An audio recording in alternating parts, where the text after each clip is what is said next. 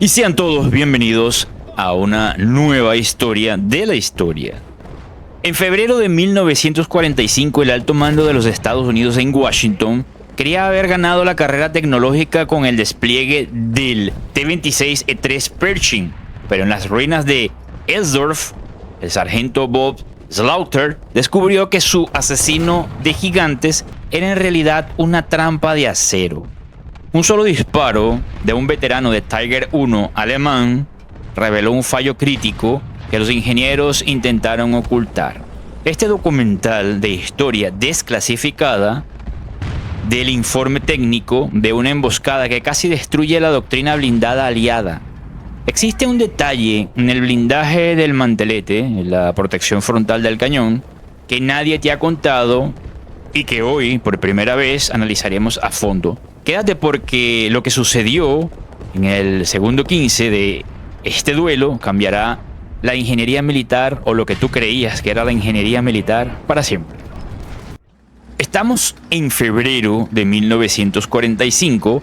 El Teatro de Operaciones Europeas se encuentra en una fase de desastre absoluto durante la Operación Grenade, la ofensiva para cruzar el río Ruhr. El ejército de los Estados Unidos, bajo una presión logística inmensa, decide finalmente desplegar su arma secreta en la misión Zebra. Saben, esta misión consistía en el envío de los primeros 20 prototipos del tanque del T-26E3 Pershing, o el M26, que algunos conocen, para ser probados en condiciones reales de combate. 10 de estos tanques fueron asignados a la tercera división blindada, unidad de élite conocida como la punta de lanza. Entre estos vehículos se encontraba el Fairchild, comandado por el sargento Bob Slaughter. El Pershing era la respuesta tardía al dominio de los blindados pesados del régimen alemán. Con un peso de 41 toneladas y un cañón de 90 milímetros, se suponía que debían terminar con la era de inferioridad de nuestros amigos M4 Sherman. Sin embargo, la inteligencia militar cometió un error de cálculo técnico, subestimando la capacidad de los equipos de mantenimiento y emboscada del alto mando de Berlín en entornos urbanos cerrados. El 26 de febrero, el Fairchild tomó posición en el sector de Ellsworth. La visibilidad era nula y el terreno estaba saturado de escombros. Slaughter y su tripulación confiaban en su blindaje de 102 milímetros, una cifra teóricamente superior a los tanques frontales enemigos. Lo que no sabían, y que consta de los diarios de la guerra, o sea, que está escrito en los registros de las bitácoras de esta gente, que de la gente de la 703 Batallón de Cazacarros, es que el Tiger I de Schweben Panzerbataillon del 501 Batallón de Tanques Pesados alemanes estaba escondidos con los motores apagados, camuflados a menos de 100 yardas, a 91 metros de distancia.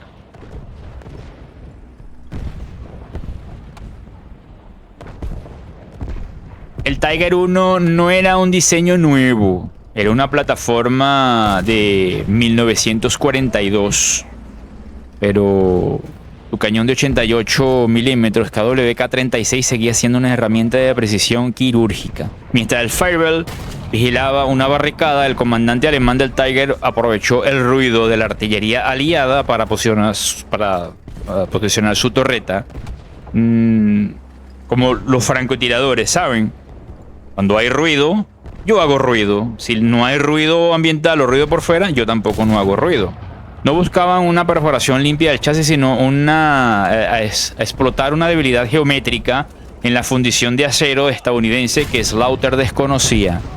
Ya más adelante vamos a ver por qué Slaughter no lo conocía y por qué los alemanes sí lo conocían.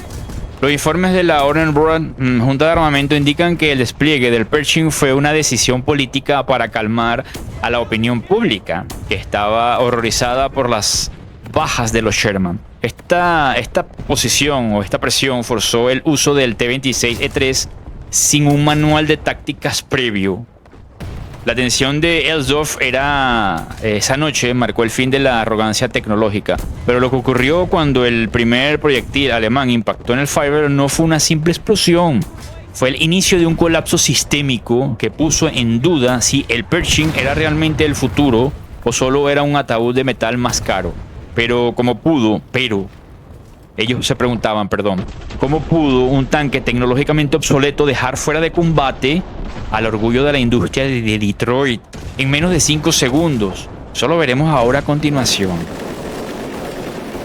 A las 21 horas del 26 de febrero de 1945, la oscuridad en Elsdorf era total. El Freiberg, el orgullo de la tercera división blindada, se encontraba estacionado en un cruce de calles, vigilando una barricada de escombros. La tripulación confiaba en su trinidad del tanque, y esto es algo que siempre vamos a nombrar en los videos. Muy importante, la trinidad de los blindados o las máquinas de guerra, vamos a decir así. Un cañón M3 de 90 milímetros capaz de perforar 135 milímetros de acero a 1 kilómetro. Un blindaje frontal de 102 milímetros y un motor Ford GAF de gran movilidad. Sin embargo, el enemigo no iba a luchar bajo las reglas de las tablas de tiro de los campos de prueba de Aberdeen. Un Tiger 1 del destacamento alemán oculto tras una pared colapsada de un edificio a unas 100 yardas, unos 91 metros, tenía al Pershing perfectamente encuadrado en la óptica que utilizaban los vehículos alemanes, la TZF-9B, la mira telescópica articulada de alta precisión. A esta distancia, el cañón de 88 milímetros, vuelvo y recalco otra vez que son 91 metros, ¿no? Tomen esto en cuenta.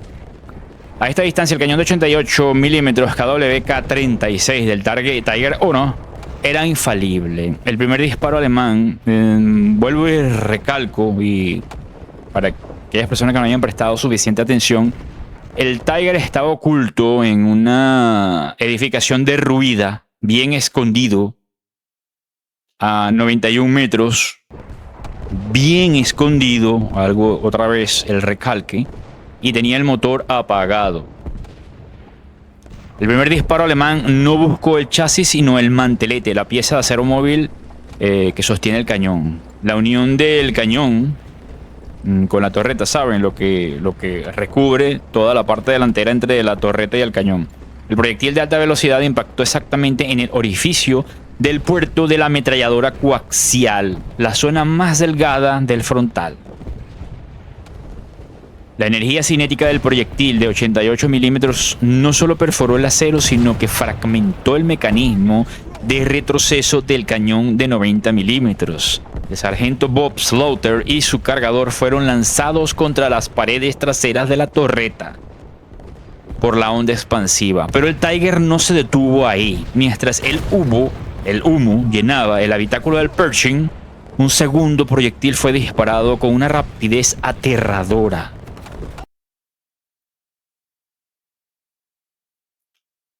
Este segundo disparo fue el que selló el destino técnico del encuentro. El proyectil alemán golpeó el freno de boca de la pieza metálica, es la pieza metálica que tiene la desembocadura del cañón en la última parte exterior. El Pershing, la fuerza del impacto fue tan masiva que el cañón de 90 milímetros se dobló hacia adentro, quedando totalmente neutralizado. Los fragmentos de este segundo impacto penetraron en la cámara de combate, provocando que la munición lista para el uso comenzara a humear. Algún astilla, algún fragmento, con la fuerza cinética que arrojó el impacto, se desprendió y rodó por dentro del cañón hasta llegar al habitáculo donde se encontraba la recámara cargada con una munición, y de repente impactó en la munición, en la punta de la munición, haciendo que no detonara, pero que estuviese casi a punto. El tercer y último disparo del Tiger impactó en la parte superior de la... Algunos dirán, pero ¿cómo saben todo esto? Calma, más adelante lo vamos a ver.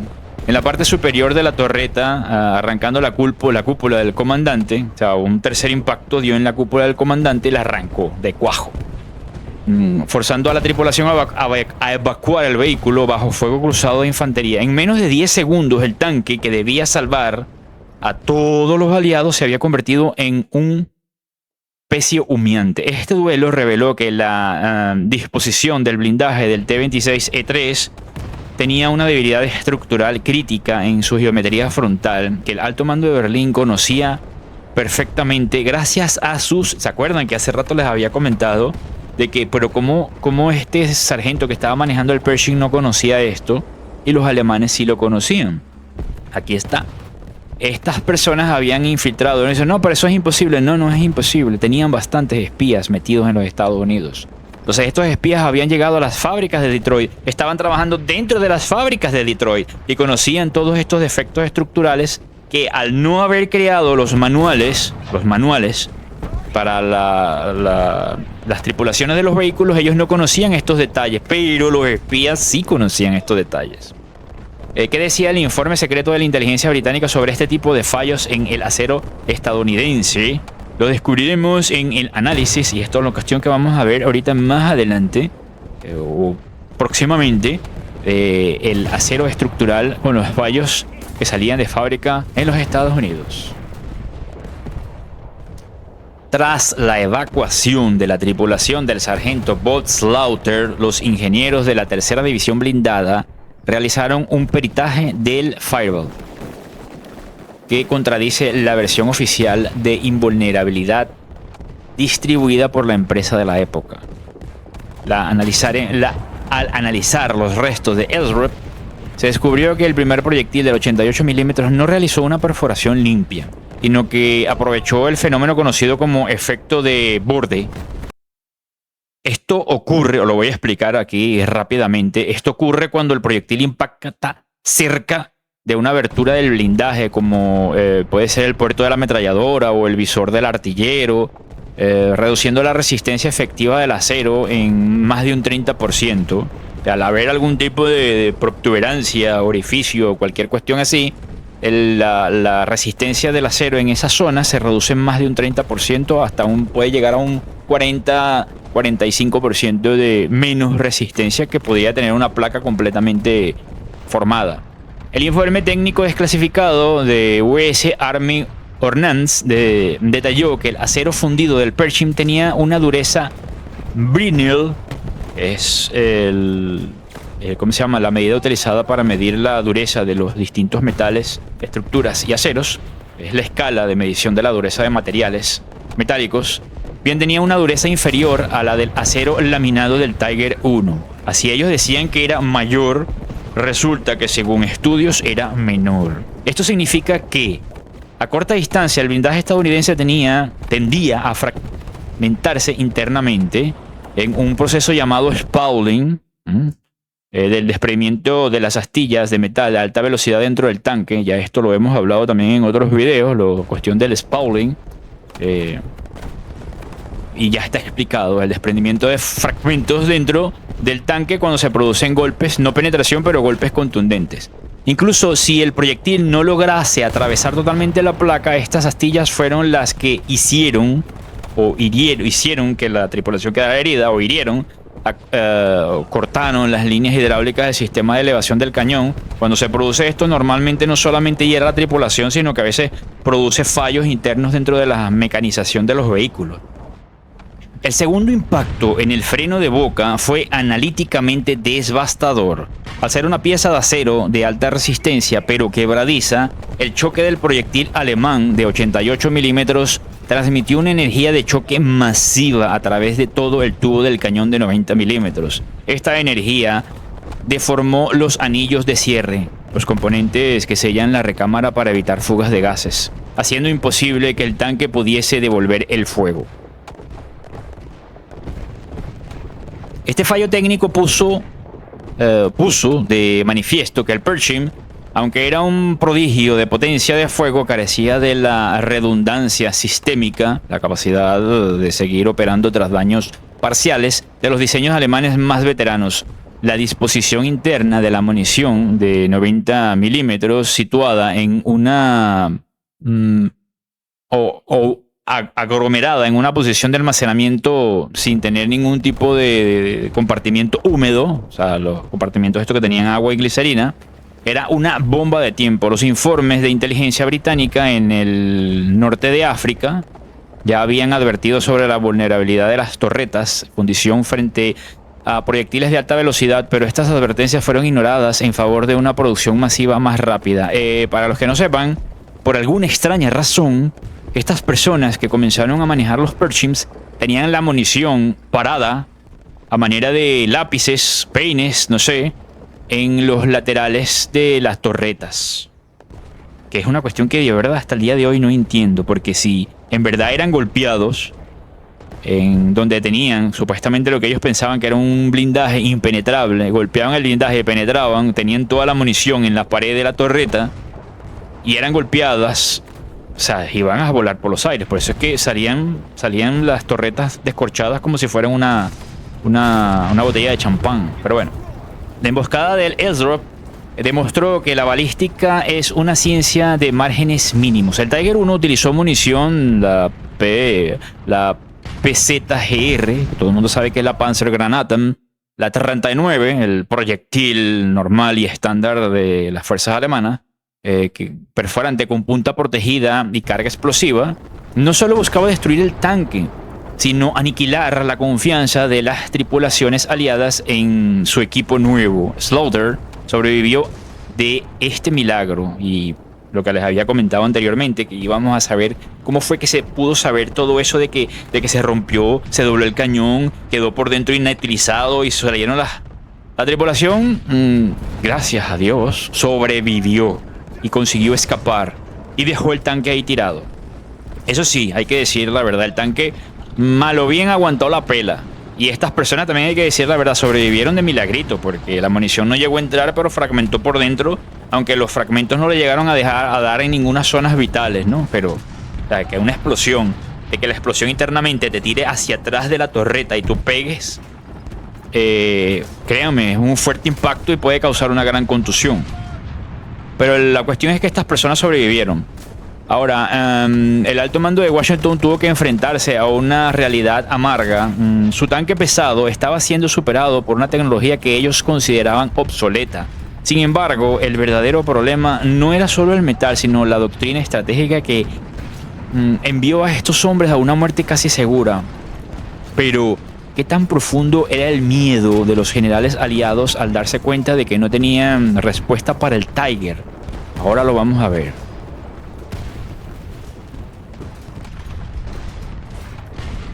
El desastre del Fireball en Elsdorf no fue solo un fracaso mecánico, fue el colapso de la doctrina de cazacarros impuestas por el general Leslie McNair.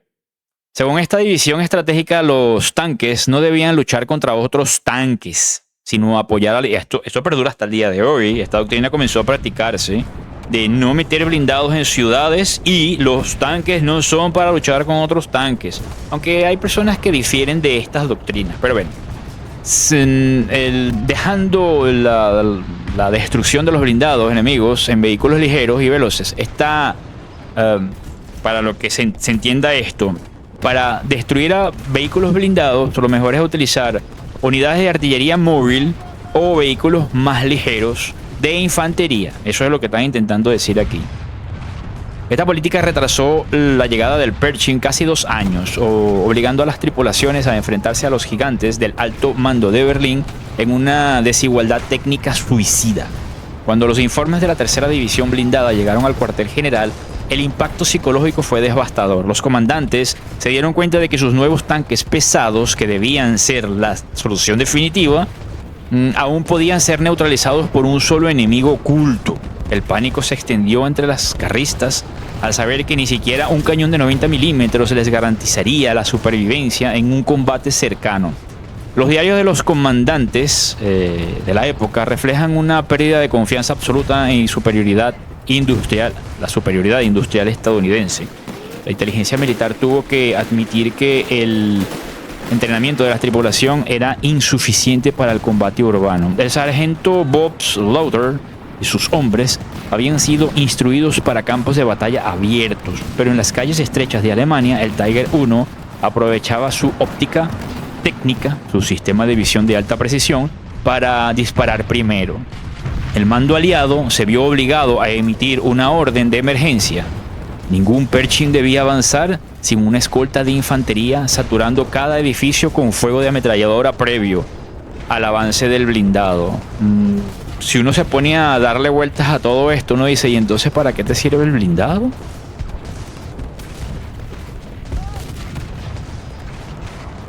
Esta crisis de doctrina forzó a reevaluación rápida del posicionamiento táctico. Se ordenó que los T-26E3 operaran con piezas de artillería de largo alcance en lugar de puntas de lanza.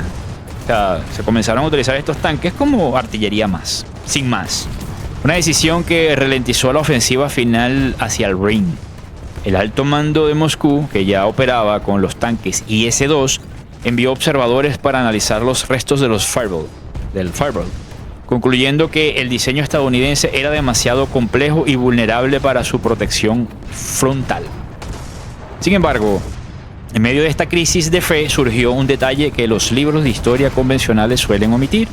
A pesar de que los datos catastróficos, de todos estos datos catastróficos, el Pershing demostró una característica que el Tiger I nunca pudo igualar: su capacidad de ser reparado bajo condiciones extremas gracias a la estandarización de sus piezas. Pero, ¿cómo logró un equipo de mecánicos devolver a la vida a un tanque que había recibido 3 impactos directos de un 88 milímetros en menos de una semana? Lo descubriremos a continuación en este análisis. Lo que ocurrió tras la emboscada de Elrov es uno de los capítulos más impresionantes de la logística militar. Mientras que un Tiger I alemán, una vez averiado, solía ser abandonado por la falta de piezas de repuesto o por la complejidad de sus transmisiones y demás, el Fireball del sargento Bob Slaughter tuvo un destino distinto. Los registros de mantenimiento de la 703 Batallón Cazacarros revelan que el tanque fue remolcado bajo fuego enemigo apenas 24 horas después del duelo. El equipo de recuperación utilizó un vehículo M32 TRB, el vehículo tanque tipo grúa, para llevar a los restos llevar lo que quedaba de este tanque a un taller de campaña avanzado. Allí los ingenieros realizaron una proeza. En solo 5 días reemplazaron el cañón de 90 milímetros M3 completo. Instalaron un nuevo mantelete, una nueva protección frontal, canibalizando a otro T-26E3 dañado en tránsito y reparando la cúpula del comandante. El 7 de marzo de 1945, el Fireball estaba de nuevo en el frente. Una velocidad de respuesta que el alto mando de Berlín no podía comprender ni emular.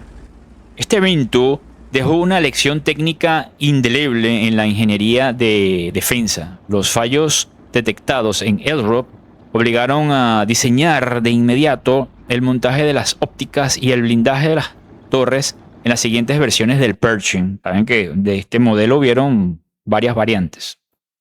Los ingenieros de Detroit comprendieron que no bastaba con tener el cañón más grande, sino que la supervivencia sistémica, la capacidad de las piezas críticas de resistir los impactos sin inhabilitar todo el vehículo, era la clave. Esta filosofía de diseño se transfirió directamente a la posguerra, influyendo en el desarrollo del tanque M46 Patton y eventualmente a la disposición del blindaje compuesto de los tanques modernos como el M1 Abrams.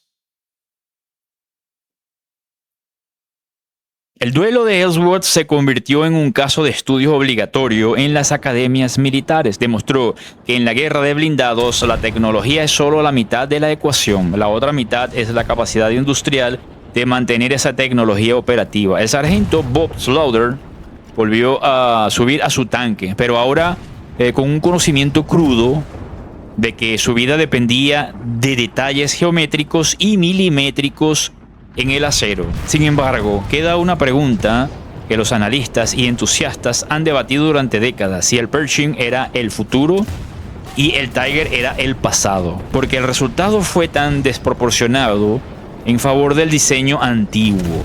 Existe un factor humano y táctico en los informes de balística de 1945 que revela la verdadera naturaleza de la trampa mortal de Ellsworth.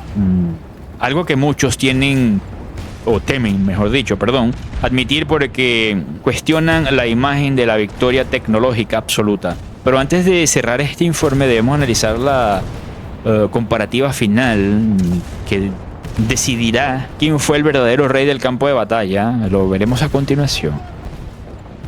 Al analizar este documento de historia, la conclusión es clara. El Pershing T-26E3 no falló por ser un mal diseño, sino por ser una víctima de la transición tecnológica y la arrogancia doctrinal. En el enfrentamiento entre el sargento Von Slaughter y el Tiger I en Ellsworth, fue el choque entre una máquina perfeccionada durante 3 años de guerra brutal, estamos hablando del Tiger, y un prototipo lanzado apresuradamente al campo de batalla para ganar una guerra política en casa, cosa que lo lanzaron sin ni siquiera darles un manual de operatividad, entrenamiento y diseño a su tripulación. Los informes de la Ordnance Board, la Junta de Armamento, Ordnance Board, Junta de Armamento, confirmaron que el cañón de 90 milímetros era capaz de destruir cualquier blindado alemán a distancias normales de combate, pero el error fatal fue permitir que un veterano enemigo dictara las condiciones del duelo a corta distancia. Lo que pasó de que el tanque Tiger estaba oculto tras una edificación.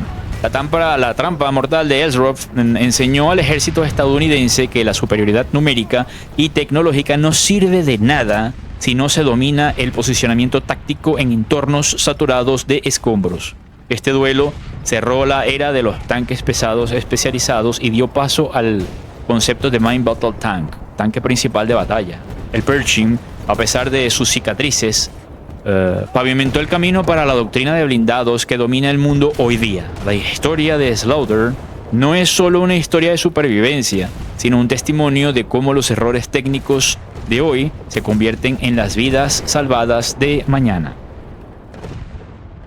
Bien, amigo mío, después de analizar estos datos técnicos y la brutalidad de las emboscadas de Ellsworth, quiero que te pongas en los zapatos de un comandante de esa época. Si tu vida dependiese de ello y tuvieras que enfrentar en una ciudad controlada por el enemigo, o sea, tuvieras que enfrentar, vamos a decir, si tuvieras que entrar a tratar de dominar esa ciudad que está dominada por el enemigo en la Segunda Guerra Mundial, preferirías estar dentro de un Tiger I alemán con su resistencia y su potencia, o dentro de un Pershing modelo T-26E3, es el mismo M26 estadounidense, por su versatilidad y su cañón de 90 milímetros. Déjame tu análisis en los comentarios, me interesa mucho leer tu perspectiva técnica sobre esta elección de vida o muerte.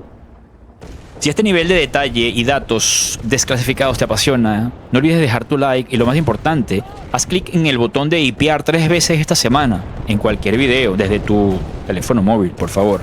Esa es la mayor ayuda que puedes darnos para que este canal, Uso History, siga rescatando estos archivos del olvido. Suscríbete para no perderte el próximo análisis técnico y no olvides darle a la campanita porque YouTube no está informando de nada. Muchas gracias, hermano. Nos vemos en la próxima. Chao, chao.